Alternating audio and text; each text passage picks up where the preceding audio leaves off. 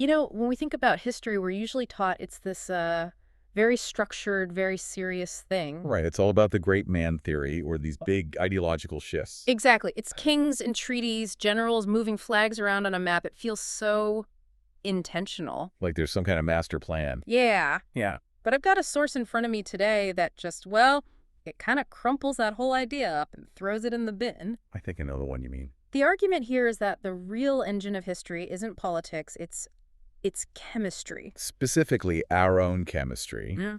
and the economic wars that get fought over it. It's a huge shift in perspective. So let's get into it. This is a post from Cliff High, dated February 12, 2026. And you have to love the title. It kind of sets the stage for the whole thing. Oh, I saw that. Oh, we're doing that again. And then the subtitle, Aether Pirates of the Materium. I mean, it sounds like a pulp sci-fi novel from the 1930s, doesn't it? It really does. So Materium, he's basically talking about the physical world we live in. Yeah, the material reality, the place we trade, we fight, all of that. Yeah. And underneath all that, colorful language, he's laying out a very gritty, very grounded economic theory.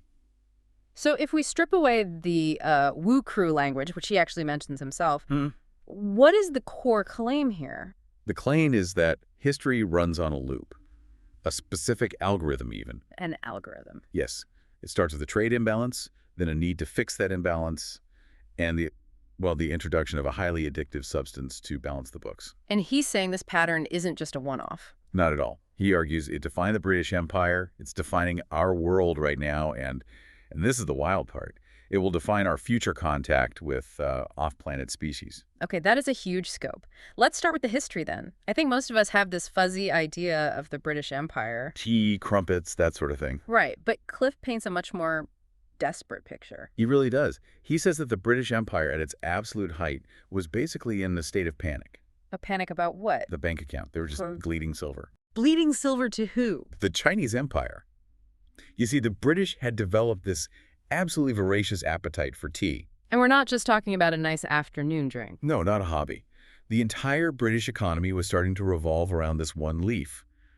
But the Chinese, they weren't interested in British wool or their other goods. They just wanted one thing. Physical silver.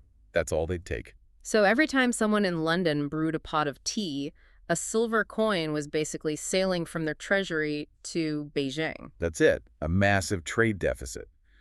But here's the thing, and this is Cliff's really crucial point. The British couldn't just stop buying the tea. It had to do with the Industrial Revolution. Yeah, this part really stopped me. We think of tea as a luxury, but the source says it was actually industrial fuel. Well, think about what people drank before that, in the pre-industrial world. Small beer, gin, ale. The water wasn't safe to drink. Right, so everyone was drinking low-alcohol booze from morning till night. Now imagine trying to operate a high-speed loom or heavy machinery when you're slightly buzzed. A recipe for disaster. Lots of missing fingers. Exactly. The Industrial Revolution needed a different state of mind. It needed focus. It needed caffeine. So tea wasn't just a drink, it was a productivity hack. It was the chemical foundation for the modern workforce. You swap a depressant, alcohol for a stimulant, caffeine. And suddenly you can have 14-hour shifts. Precise timekeeping, all of it. Cliff says they needed tea as caffeine to drive the whole revolution. They were chemically dependent on it. Wow. Okay, so that really puts the desperation into perspective. If the tea stops, the factories stop. But if the tea keeps flowing, the silver runs out. A classic rock in a hard place. And to make it even worse, Cliff points out the British were, to use his word, idiots about it. I laughed at this. He says they had no idea what they were actually buying. Right. They'd bought into this myth that tea was this incredibly complex, almost mystical product. They thought it was a mix of rare plants that took over 500 different processes to create. 500 processes for a dried leaf. Yeah. They thought they were buying some alchemical elixir. And that ignorance, that gave the Chinese Empire all the leverage. Because if you don't know how it's made, you can't make it yourself. You're at the mercy of the supplier. Totally. So they're hooked on a product they don't understand, paying with a currency they're running out of. Okay, so what's the fix? The source calls it a ruthless solution. Well, if you have a trade deficit, you have two options, right? You either buy less or you sell more. And they couldn't buy less tea. Couldn't. It would have crashed their economy. Yeah. So they had to find something the Chinese would buy. But the Chinese didn't want their other goods. So the British decided to create a need. And that's where the poppy comes in. That's where the poppy comes in. Cliff describes how they used India, what he calls slave state India, to just mass produce opium. This wasn't just farming, this was manufacturing a weaponized commodity. Absolutely. And they took this opium and just flooded the Chinese market. And it worked. It worked terrifyingly well. The text says it created vast hordes of addicts all through China. And just like that, the silver flow reversed. All the silver that had gone to China for tea Started flowing right back out to pay for the opium. The British coffers filled back up. It's a diabolical closed loop. You use the silver to buy tea to fuel your workers, then you grow opium to sell back to get the silver again. Rinse, spin, repeat, as Kif puts it. But, I mean, you can't do that to a country without some kind of blowback. Right. The Chinese Empire saw what was happening. Their society was rotting and their wealth was vanishing. So they declared war, they tried to confiscate the opium, shut the whole trade down. Which leads directly to the Opium Wars. The source gives the dates, 1839 to 1842. And we often hear these wars framed as being about free trade or something, but Cliff cuts right through that. He says no. This was a war about drugs. It was a kinetic enforcement of a drug deal. The British Navy was there to force China to keep buying the poison so the British could keep drinking their tea. Man, it really strips the romance out of the whole Victorian era, doesn't it? Completely. It just reduces empire building to a drug cartel operation with better flags. Okay, so that's the historical algorithm: trade deficit, drug pushing, war. But Kurt's not just writing a history lesson. The title is, Oh, We're Doing That Again.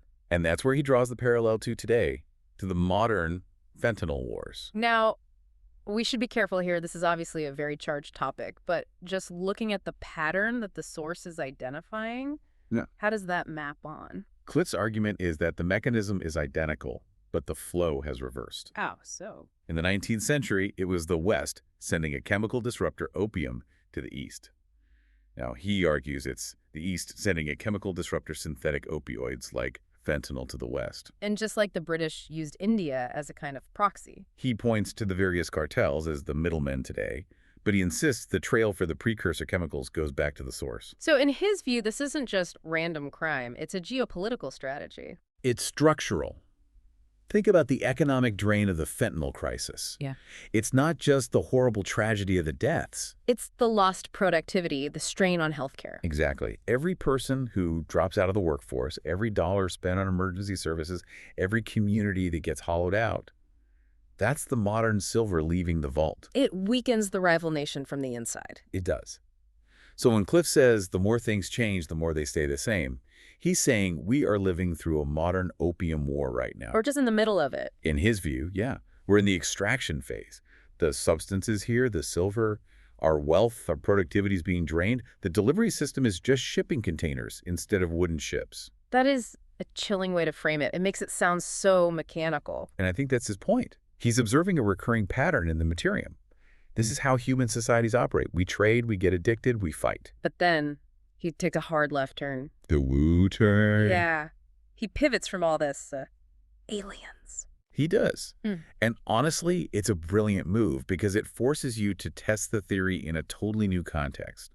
He brings up his aether pirates and asks a simple question for the inquiring mind. Which is, what happens when humanity makes contact with off-planet species? But he doesn't ask the usual questions. Right. Usually it's, do they have faster than light travel? Or can they cure cancer? It's always about hardware. Yeah.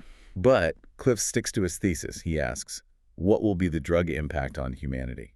I have to say, I've never really thought of it that way. In all the sci-fi I've seen, I don't think aliens show up and the first thing that happens is a massive drug epidemic. But based on the historical pattern, it's maybe the most plausible outcome, isn't it? Walk me through that. Okay, so go back to the British idiots. They thought tea was magic because they were ignorant of biology. Okay. Now imagine a civilization that's thousands, maybe millions of years ahead of us in biochemistry. They wouldn't need to invade with ships and lasers. What would they do? They'd just need to introduce a substance. We can call it a drug, but it might be something we can't even classify, something that pushes our buttons in a way we just can't resist. Like a super tea. Or a super opium. Or something else entirely. Remember, tea was about productivity. Maybe the alien drug isn't an intoxicant. Maybe it's a cognitive enhancer that lets you process data like a supercomputer. Or maybe it just provides a feeling of perfect bliss that makes normal life feel gray and pointless. If that existed, humanity would lose its collective mind. Instantly. The demand would be infinite. We'd be the Chinese addicts in the 1840s all over again. We would need it. And the moment we need it. The track snaps shut, because then we have to pay for it. Exactly. Which brings us all the way back to the silver. The British ran out of it. The Chinese ran out of it. If these aether pirates show up with the ultimate substance, what's our silver? What do we have that they could possibly want? That is the scary part of the aether pirate title, isn't it? Pirates take things. He doesn't answer the question, but the implication is pretty unsettling. I mean, it's not our gold. They can mine asteroids. It's not our water. So what's left? Us, our biology, our consciousness. I mean, who knows? So we aren't fighting off invaders in this scenario. We're willingly trading away our sovereignty because we're hooked on what they're selling. It flips the whole script. Maybe the Fermi paradox, the reason we haven't heard from anyone, is because we aren't a developed enough market yet.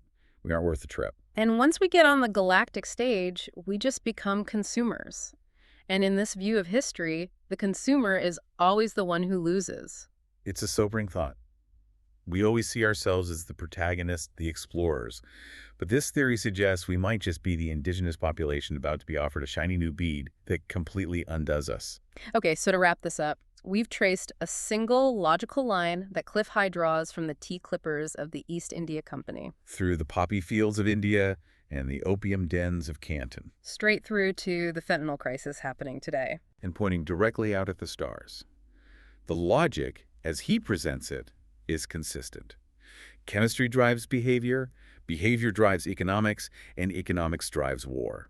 It definitely makes you look at your morning cup of coffee a little differently. It does. It's not just a beverage. Yeah. It's a little historical artifact, a reminder of how our world got built. And it forces us to ask that really uncomfortable question. If history is this cycle of rinse, spin, repeat, are we about to get rinsed again? And if so, who's holding the hose? That is the question. And if Cliff is right, we need to stop looking at treaties and start looking at what we're consuming. Yeah. Because that's where the real war is being fought. Well, on that cheerful note, I think I'm going to switch to water for the rest of the day. Probably a safe bet. Thanks for going on this ride with us. This was a deep dive into the chemistry of history, inspired by Cliff High. Stay curious, stay skeptical, and maybe read the ingredients label. We'll see you next time.